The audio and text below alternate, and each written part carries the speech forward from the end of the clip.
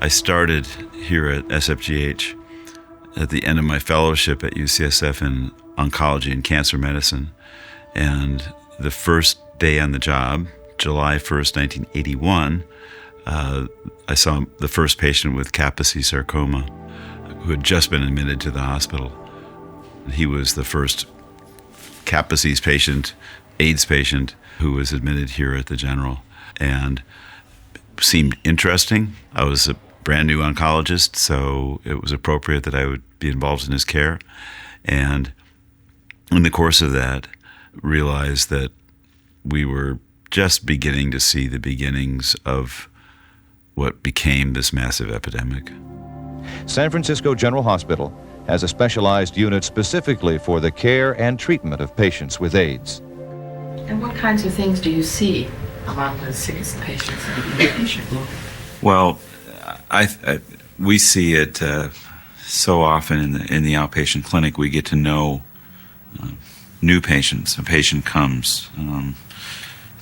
Often the patient is young. Often the patient now, as I get older, the patient's younger than I am, younger than the doctors and nurses in the clinic. We see people who go from being very intelligent, conversant, friendly people to being shells of humans, people that become more and more demented, people who feel unable to go out in public, the stigma that they feel, and the fingers pointing and the glances in public. In any number of ways, this is just a horrible situation. The number of patients that were seen here at the hospital increased, not explosively at first, but steadily. Each one was complicated, each one was unique, and all of the early patients with AIDS died. I worked very closely with a physician, Connie Wafsey, who was very interested in the infections that we were seeing. I was interested especially in the cancers that we were seeing. We gradually grew the program. On January 1st, 1983, the numbers of patients had increased to the point where the hospital found us new space, unused space in one of the old red brick buildings here at the hospital, building number 80, and it was on the 6th floor, so it was called Ward 86. Friends that I had in training sort of avoided me, sort of jokingly avoided shaking hands and things like that, but it wasn't really a joke. They were afraid, and I think the fact that a number of us decided actively to be involved in this care, even though the patients that we were treating, gay men, injection drug users, were certainly not popular in the medical world,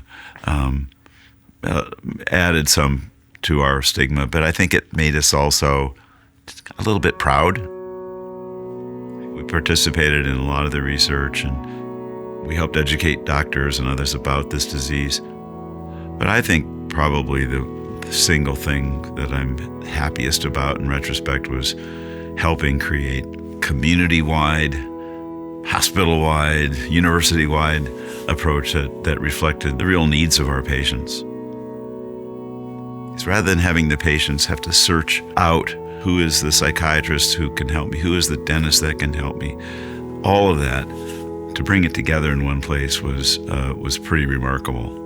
And it was that model, called the San Francisco model, or the San Francisco General model, as I preferred to call it actually, that was really looked at around the world.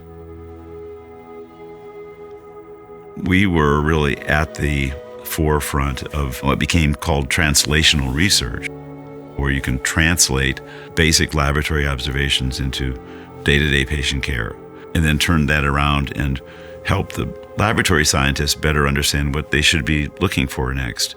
So it was a totally exciting development, and one that really continues to this day. I think we have some very optimistic things to talk about. We have seen the survival prolonging in patients. We've seen a more developed understanding of the nature of the disease, and I think we're at the verge really of having much more to talk about in terms of effective therapies. Our goal is to make this a chronic, controllable disease. The job for us at first, at least, was a lot easier than for some cities. San Francisco is a geographically very small place. It's a 7 by 7 miles, and has one academic medical institution, the University of California. It has a history of a strong public health department. And then the obviously important issue of a very mobilized, politically potent, and out gay community. And so when this became clear that it was going to be an increasing problem in the homosexual community, that community was able to pressure us, the city, to make sure that the services were in place. Having participated in seeing the early epidemic, being there when treatments got, for the first time, more effective, I've also had the great fortune of being able to watch, just in the last few months, the results of trials where people getting an injection of long-acting drug, a long-acting drug, not 3 drugs now, but one really powerful drug, given as an injection every 6 months, are able to not only control the virus, but to prevent them from getting infected. I would say, and I've had the chance to see, this is like bookends, right? Maybe more than 2 bookends, but the start of the epidemic, effective treatment, and then amazingly effective prevention. And so, I won't be around forever, but I think I can anticipate that the world is going to conquer this disease, that we're going to be able to stop HIV.